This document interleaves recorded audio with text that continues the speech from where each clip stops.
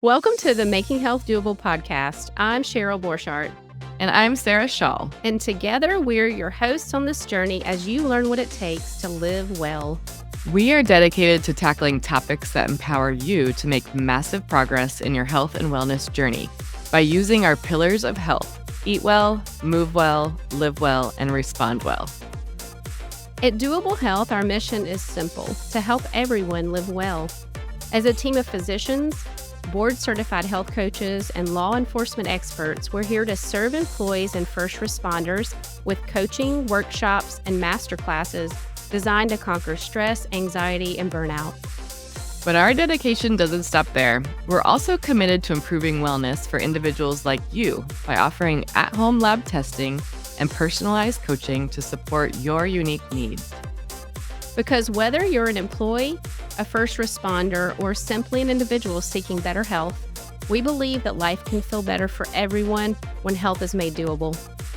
So join us as we embark on this journey together, where we'll provide you with the tools, insights, and encouragement you need to thrive. And stay tuned for enlightening discussions, expert interviews, and actionable advice that will inspire you to take charge of your well-being and live your best life. Until next time, remember, life can feel better when health is made doable. Before we begin, we have an exciting new offering from Doable Health: at-home lab testing with our integrative health practitioner, Janine Finelli. I'm Janine Finelli, integrative health practitioner, National Board Certified Health and Wellness Coach, and VP at Doable Health. We offer at-home functional lab testing for individuals to test and not guess when it comes to their health. Whether you are interested in a deep dive under the hood because you love to geek out on numbers and want to really focus on moving forward with prevention, or you have symptoms, brain fog, digestive issues, hormonal imbalances, insomnia, low or no libido, water retention, headaches, all sorts of things that you just cannot figure out where they're coming from, through our at-home functional medicine lab testing with the best of the best labs out there, we can help give you answers. Schedule your initial consult with me so you can test and not guess by going online at doable.com/test. And for a limited time, get 10% off your initial consultation by using the code PODCAST in the checkout screen. doable.com/test.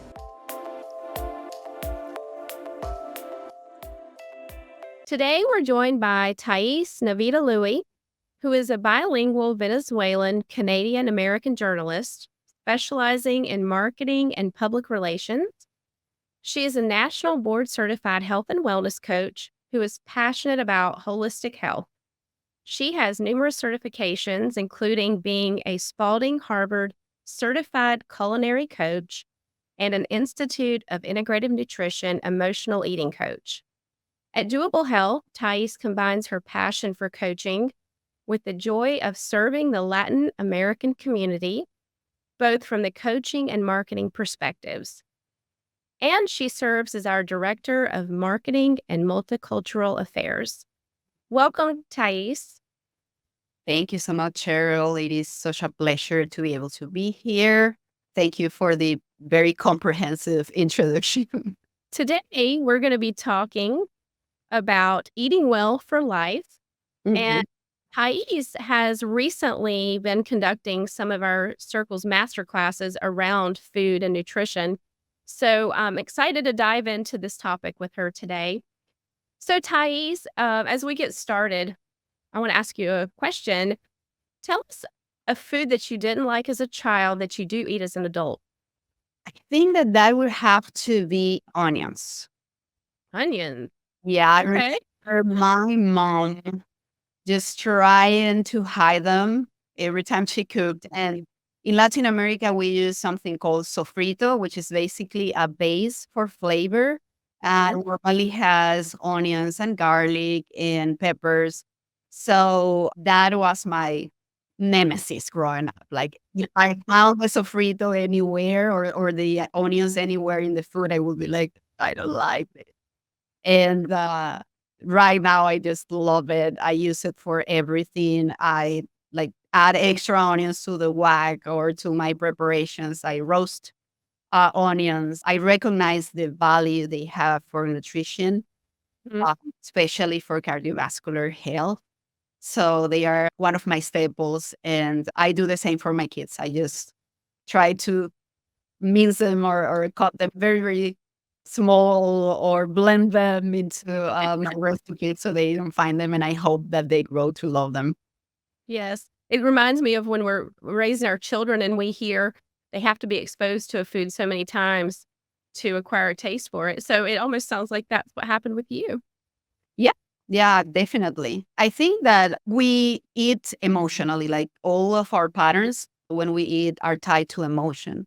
And that is not something that is wrong. It becomes an opportunity or a space where we need to work on where when the emotion is dysfunctional or the link between eating and emotion is dysfunctional. So I think that in my case with onions specifically, it was peer pressure because eating is also tribal. So I will see other people ordering something that had a lot of onions and enjoying them and eating them. And I would be like, I don't want to finish this. But then, you are growing up and you are with other people that is not your family and you don't want them to notice. So I started Mhm. buying them and little by little, I started to love them. Well, that's great to hear.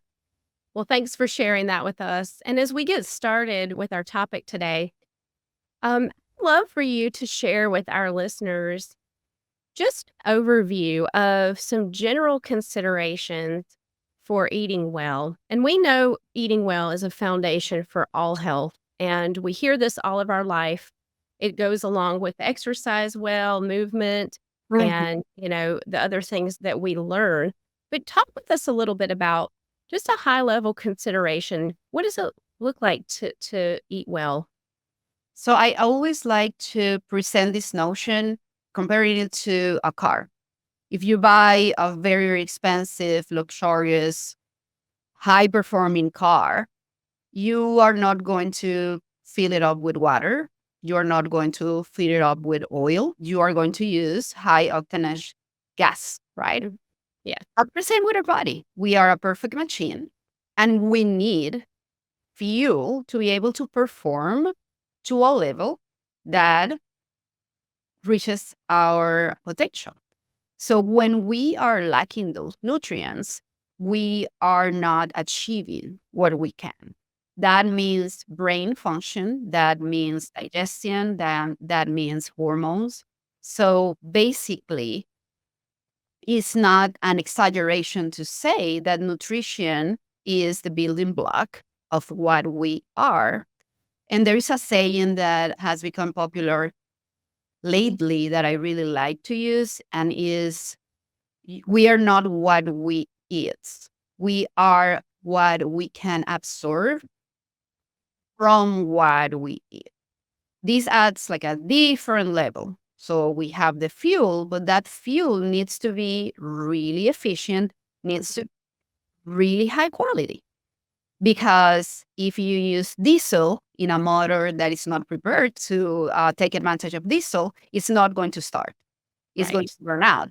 Same thing with us. When we are exposed to something that gives us energy, like ultra processed foods, it gives us energy. It keeps us going, but we're paying a very, very, very high price behind it because it's Mhm. not giving us the nutrition. So our cells starts to work in a way that is very detrimental. We get a lot of toxicity inside of ourselves. Our energy goes down. We start losing hair or Mhm.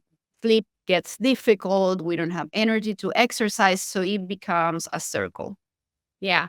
So, like, I can hear you saying we can put food into our bodies and maybe it's processed food and we're going to get calories, right? Like, our body can use those calories, but that particular food is going to be lacking vitamins, minerals, and it's going to provide inflammation. And what I hear on the other side of that is you saying we are what we eat and what we absorb. Hmm. I can't wait to dive into that because I know that's going to be a future topic for us is gut health. And the status of our gut and what we can absorb. We can be eating great food sometimes and not Yeah. be able to absorb it. So I love that. So, yeah, expand a little bit on what are some of the things we might see if we're eating a poor nutrient diet, for So yeah, example? so as I mentioned, it affects every aspect of our life, libido, weight management, sleep patterns, energy levels, the quality of our skin, nails. Some people don't realize that dryness in your skin, that itchiness sometimes can tie to nutritional deficiency or intolerance. So when we are burned, we don't have any bacteria or any gut microbiota. And then if we are burned in a natural way, in a natural vaginal delivery, we get some of our mother's bacteria. And Mhm. if we're breastfeed, we get more bacteria from that. And as soon as we are introduced to these highly processed foods, we start developing a dysfunction or this balance in those good and bad guys that inhabit us and that make up for almost 70% of the genetic blueprint that we have as humans. We have our genetic blueprint that comes from our parents or families, but we also have a genetic blueprint that is related to the microbes that we have in our gut. So when we understand that that is so important, we understand also that we need to feed those guys so they are happy. And that is when the quality of the food needs to be taken care of and observed. It doesn't mean that we cannot eat certain foods. It means that we need to be observant of the balance between what we eat. And this is also another notion that I also like to introduce with my clients, the 80-20. Yeah. So if we try to eat healthy, and this means colorful, we try to include reds and purples and white Mhm. and greens and orange and yellow in our diet. Why is this important? Because of what you just mentioned, minerals, vitamins. Each one of these fruits, vegetables, foods have a different offering for us. For example, Yes. in the red, Different phytonutrients too, so different benefits from each of those colors.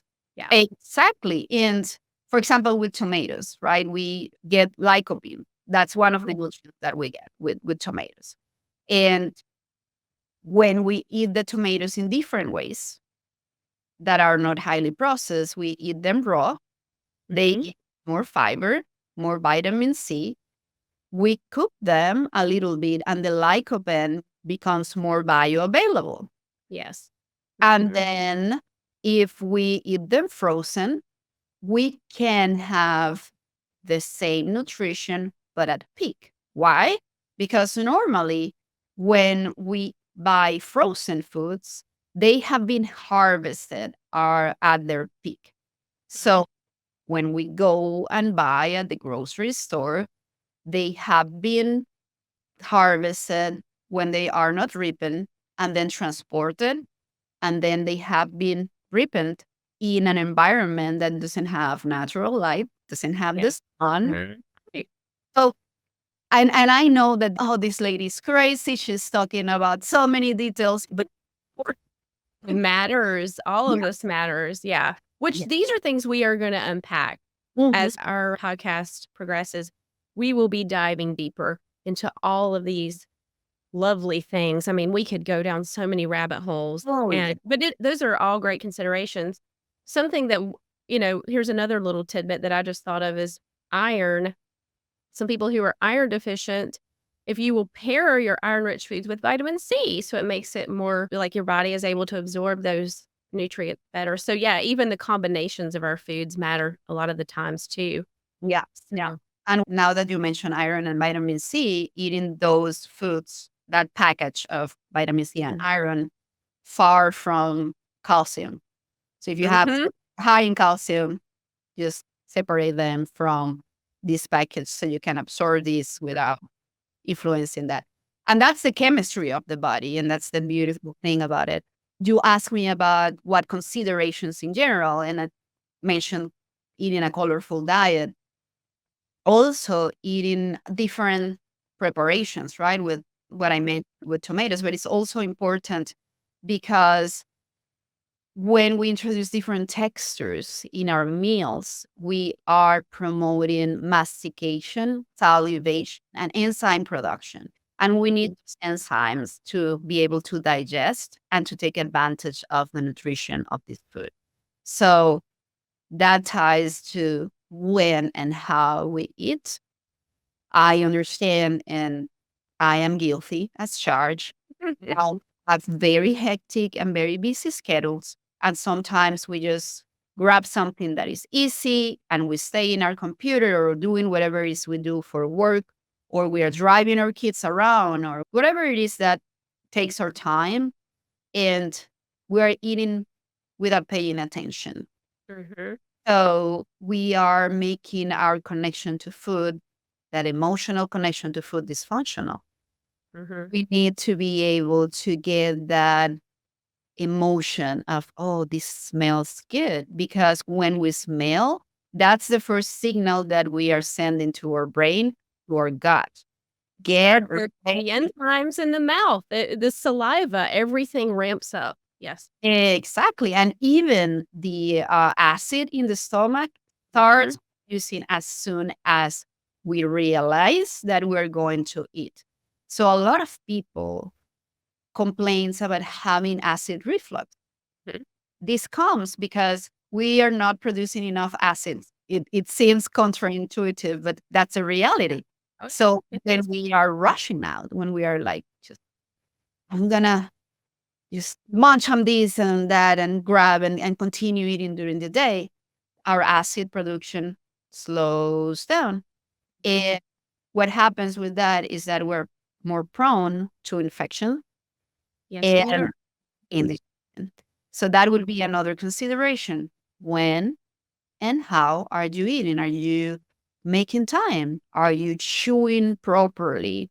Are you creating a product that your body can start decomposing easily, or are you just swallowing a mass? Yeah. We're in such a hurry. We're just chew, chew, chew, swallow. And yes, that gives our gut a lot of work to do. And we can easily solve some of those problems like heartburn, indigestion, reflux, and other things too, just by stopping and Yeah. chewing and taking our time. Yeah. And with that, we can jump to the next consideration that I would like to mention, and is the more processed the food, the highest it is in salt or Mhm. sugar. Or Mhm. so our tongue has a very fast turnover in terms of cellular regeneration. So when we need to discern what we are eating, we need to cleanse our palate. The Mhm. best way to cleanse our palate is to start getting rid, very slowly if you want, or as fast as you can, of these ultra processed foods that are high in sodium and high in artificial flavoring and colorants, and start eating the real thing so we can taste it. Mhm. Say, oh, this really tastes like what it is. Yeah. I do that Doesn't with my kids with fruit and candy. mm, I try to, of course, nobody's perfect. Sometimes you have sweets or you have treats, but that's a same. good example is trying to use the fruit for that Mm, and the alive foods, which I call like the dead food and the living food. Like really trying to be sure that you're partaking in those things. yeah. I love that. It's really helpful. And I know this the emotional piece of eating, the cultural piece of eating, there's so many things here, and those all matter to each of us as families, as individuals, and Mhm. being able to find ways to include those things and still meet our goals and still Yep. promote health in our bodies. So, maybe that launches us in, or do you have some other considerations that you wanted to say before we kind of go to the next thing? Well, I will say that two more and very quick. One would be Okay. hydration, super Hydration. important. Mm-hmm. We need water in our system to be able to move the nutrients around in the cells. If Mm-hmm. the cells are dehydrated, they are done. They can do anything. And the other one would be that mix of the big blocks, which are the macronutrients. We talk about the minerals, we talk about the vitamins, those are the micronutrients. So the macronutrients, fats, proteins, and carbs. Yeah. And we need to have those in each meal. It's a balance. It's an act of self-love to include these three big blocks in each meal. And especially with the carbs, a lot of fiber just to make sure that we are giving our body the ability of getting rid of what it doesn't need. To be able to eliminate daily. And another topic too, which matters in the whole grand scheme of digestion and food. And those are great considerations for people. And I know, again, we're going to dive into some of those topics. And we try to help our clients with, yes, as you were talking about, how it's important to have all those things together, but to do it in the right numbers too, like not overdoing one or the other, but doing it in a balanced way so that we feel satisfied. We have the energy we need to do our daily things and beyond, to be able to exercise, to be able to not just feel down and low energy. So all of those things matter. Yeah. Yeah, and what you mentioned is crucial because we are used socially and culturally to count calories. Yeah. And okay, this is the energy that I'm going to spend in exercise or the basal energy expenditure. And this is the energy that I'm eating. So it is equal. So I'm managing my weight wherever, or I'm gaining weight. Some people that the way they need to count their, or they tend to count their calories.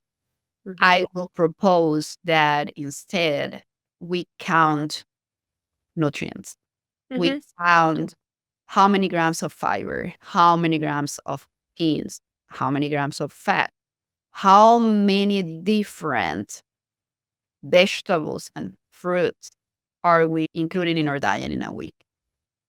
And we have easy ways for our clients to do this too, which doesn't mean you have to log everything or record. I mean, people can do that if they thrive that way. But we also give practical ways for people to just build their plate and, how they do the order of their plate with fats and carbs and phytonutrients and proteins and things like that. So that kind of brings me into the next question that I have for you, which is how do we prioritize this healthy eating, this way of eating that supports whole body wellness and our family? Like, what are the things that we can do to prioritize that in our lives?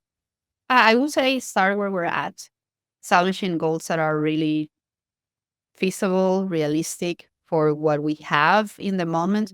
I think that especially for moms and for busy people, it is sometimes an opportunity to really sit and say, hey, this is a time that I have to invest in my nutrition, or this is the money. These are the resources, let's call it, I have for my nutrition. So being truthful, being honest with ourselves and understanding where we're at. If today you can only start by breakfast once a week, that's better than nothing. If you only can do breakfast or one day a week and you aim to do a week, you are setting yourself up for failure, or at least to feel that you're failing. Fail. Yeah. Yeah. Manageable things. Like, those little wins move us forward. So we're able to set a goal of some sort. Maybe it's my kids are eating too many goldfish and I'm buying too many processed snacks. It could be anything. So just That might be an easy thing to do if you are in charge of grocery shopping, saying this week, instead of eating 2 baggies of goldfish, we're going to eat one. Yeah. So that's That's money. 50% better right there. You're like, it really is about that little bit every day, those daily little choices that we're making. And I used to do my kids are older now, and sometimes we eat at different times, people have jobs, but I used to put out, like, a veggie appetizer tray before dinner because everybody's hungry at 4:30, 5 o'clock after school, and I would put this out, and they would eat it because it's there and they're hungry, Mhm. and, it's like a little tips and tricks like that that really Yeah. help a lot with us Yeah. being able to feed our families well and feed ourselves well too. That that would be the second thing that I would like to share. Out of sight, out of mind. That's Mhm. true for whatever you have handy is what you're going to. Mhm. Yes, it is. So with out of sight and out of mind, things that you know that are not that favorable for your goals, and then bring to the front things that are aligned with your goal. So if you are trying to eat more vegetables and you don't have time to cut and prep, but you have resources to pay a little extra, buy Mhm. them pre-prep. There is no shame on that. That's right. Pre-chop, no shame.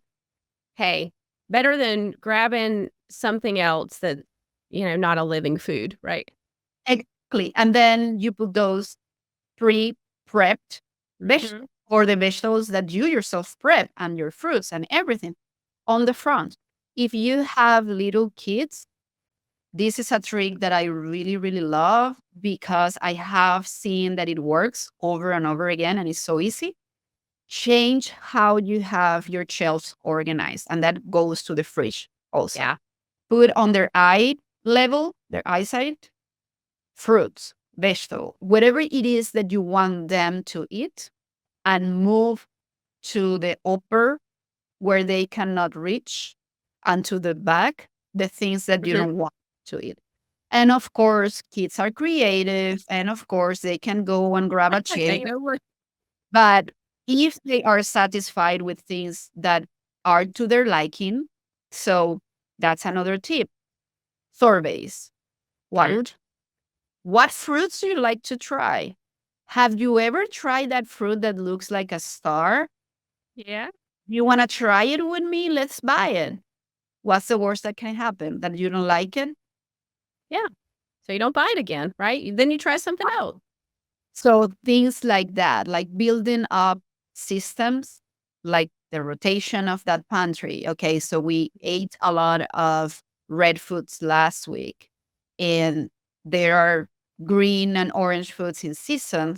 Then we rotate it, and then if I can have them bite size or hand size, already prep, already there for me to grab and go, that will make life easier. Yeah, and this is also a great time to bring the kids in and let them help, age appropriate, right?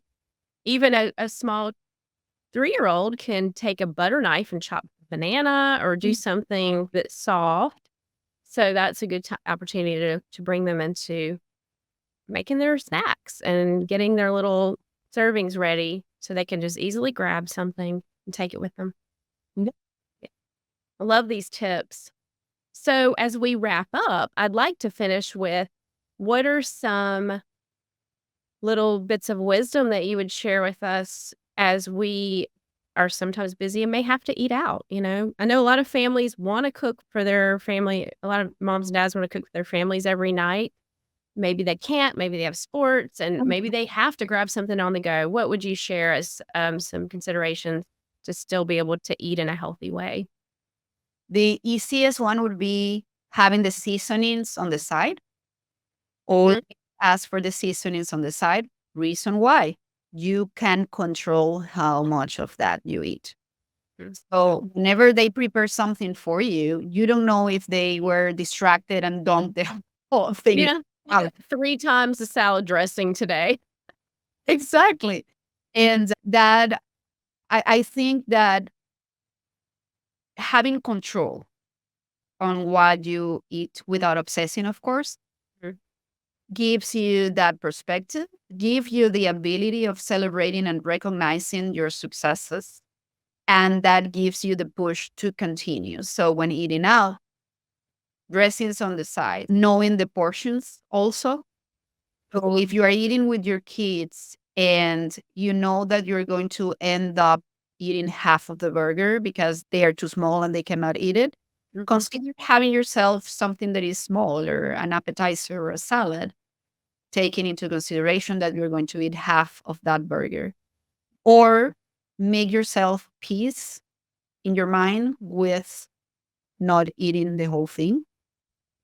One thing that I love to do when eating out is portion whenever the dish come and ask for a to-go container at the beginning of the meal. So So you're I already prepping for that. Like, I'm not going to eat this 1,200 calories right now, which we Well, don't know and sometimes how much it is, but yeah. sometimes it's not about the calories, but the time of the day. If I'm eating dinner, I know my body, so I know that if I eat a lot, I'm not going to be able to sleep. Yeah, because So we're digesting, and that's hard when we eat late and we're digesting. We can't rest well. Yeah. exactly. So what I do is I say, well, I love this salad that I order, or I love that this protein with these healthy sides that I order. I'm going to eat half of this tonight, and I have lunch, or I have breakfast, or I have whatever for tomorrow. Or if I go with my husband, hey, what about sharing it? Yeah. I'm craving the same thing that I'm Mhm. craving. Want to eat the same thing that I'm ordering? Oh, yes, I am. Or if that's not the case, can I have a to-go box? So before I put my saliva on the food, Yes. so I You're then deciding. Mhm. set it aside and then I eat. And I think that if you are a mom, it sets a good example for kids. If you are an adult by yourself, it keeps you disciplined when it comes to take ownership on your nutrition. And there are so many creative ways to, like, just looking at the menus and Yep. choosing, trying to make good choices based on what you have. Like, even at a fast food restaurant, you can get a burger, you can do a lettuce bun, you can choose, a fruit cup on the side or a side salad on the side. Or if you end up getting fries, eat half of them. So there's so many ways to navigate each of Oh, those challenges. Yeah. and just to wrap up that, what you mentioned, reading that menu in Yes. advance, Know what your choices are. know what the choices are. And the last thing that I will say, if you have the possibility, don't go super hungry. That's right. Have yourself some space in your mind to sit with that menu and say, I could have these over super loaded potatoes that I might be repeating and that might cause me to go to sleep. And I might have them because I'm eating with my coworkers and we can divide it in 5 or in 4. Yeah. But if I'm eating it by myself, I'm going to go with, I don't know, salmon and asparagus and mashed potatoes. So having that mental clarity comes with not being that hungry. When we're hungry, we're like, oh, I like the loaded potatoes, and can you load more because I'm hungry? So it's that. Yeah. My favorite trick I've done is if I am super hungry, I try to do a salad starter. Just have like a salad first before I even decide what I'm going to order, because that will take the edge off. So, yeah, a lot of wonderful ways that we can navigate this. And of course, we will expand. I'm excited. I know that we will have you back in the near future to talk about some other eat well topics, and I look forward to doing that. Thank you for sharing your wisdom with us today. Thank you for inviting me, having me, and for sharing your tidbits. They're amazing. Thank you, Thais. Thank you. Bye-bye. Bye. As we wrap up another insightful episode of Making Health Doable, we want to express our gratitude to you for joining us on this journey toward better health and wellness. At Doable Health, we're not just a podcast. We're a dedicated team of physicians, board-certified health coaches, and law enforcement experts.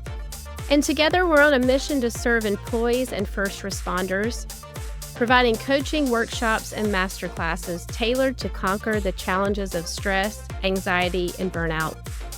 But our commitment doesn't stop there. We're also passionate about improving wellness for individuals like you, offering at-home lab testing and personalized coaching to support your unique needs. Because at the end of the day, whether you're an employee, a first responder, or simply an individual striving for better health, we're all human. And we firmly believe that life can feel better for everyone when health is made doable. So as you go about your day, remember that you're not alone on your journey toward wellness. We're here to support you, encourage you, and provide you with the tools you need to thrive. So stay tuned for more inspiring conversations, expert insights, and actionable advice in our future episodes. Be sure to like and subscribe on your podcast platform. And don't forget to visit our website at dooable.com, dooable.com, for additional resources and updates. Until next time, remember that health is within reach. And together we can make it doable.